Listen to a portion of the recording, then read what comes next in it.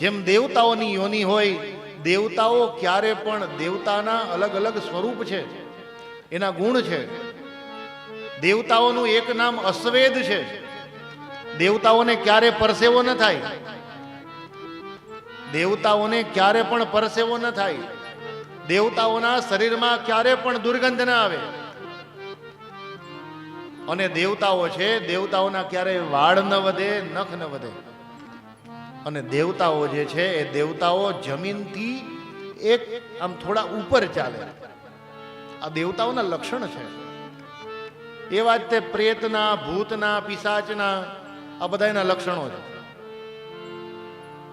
પિશાચના લક્ષણો કહે છે કે પિશાચના લક્ષણમાં એને ગમે એટલું એની સામે ભોજન પડ્યું હોય, ભાવતા 56 ભોગ હોય, પણ એ પિશાચ છે, પિશાચ એ ભોજનને ખાઈ ન શકે, ગ્રહણ ન કરી શકે.